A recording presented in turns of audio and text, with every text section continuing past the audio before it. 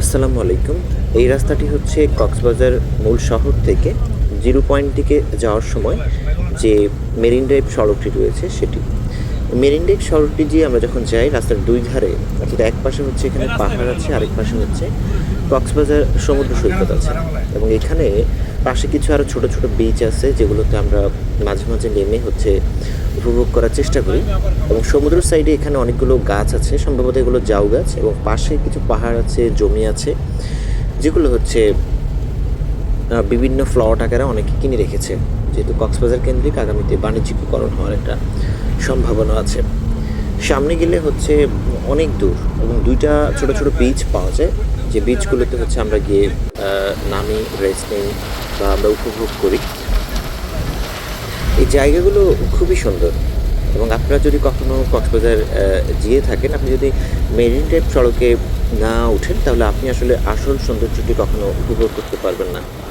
তবে আমরা গিয়েছি হচ্ছে মাইক্রোবাসে। তবে আপনারা মাইক্রোবাসে না গিয়ে এই মেরিন ড্রাইভের সৌন্দর্যটা উপভোগ করতে হলে আপনাদেরকে উঠতে হবে হচ্ছে চাঁদের গাড়িতে। চাঁদের গাড়িতে উঠলে চাঁদের গাড়িতে খোলা আকাশে আমরা উপর থেকে হচ্ছে এনজয় করতে পারি।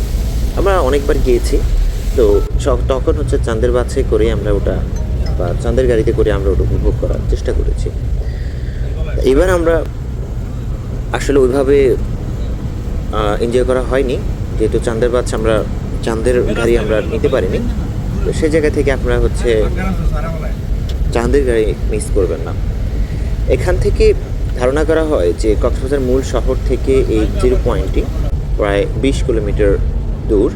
তো এটা অনেকে হচ্ছে আপনারা চেষ্টা করবেন হচ্ছে সকালের দিকে হচ্ছে রওনা হওয়ার জন্য, তাহলে আপনারা একেবারে জিরো পয়েন্টে পৌঁছাতে পারবেন।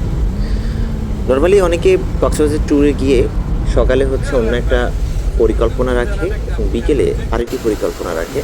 তো আপনি যদি বিকেলে এই মেরিন ড্রাইভ সড়কের পরিকল্পনা রাখেন, সেক্ষেত্রে কিন্তু আপনি একেবারে জিরো পয়েন্টে আপনি পৌঁছাতে নাও পারেন, কারণ সেখান পর্যন্ত পৌঁছাতে গেলে আপনাকে পর্যাপ্ত সময় পাবেন না, কারণ তার আগেই হচ্ছে সন্ধ্যা নেমে আসতে পারে।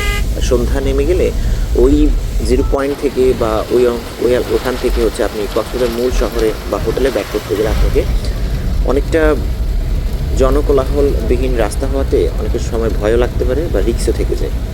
সেজন্য অনুরোধ থাকবে আপনারা হচ্ছে সময় নিয়ে যাবেন। ধন্যবাদ সবাইকে। আসসালামু আলাইকুম।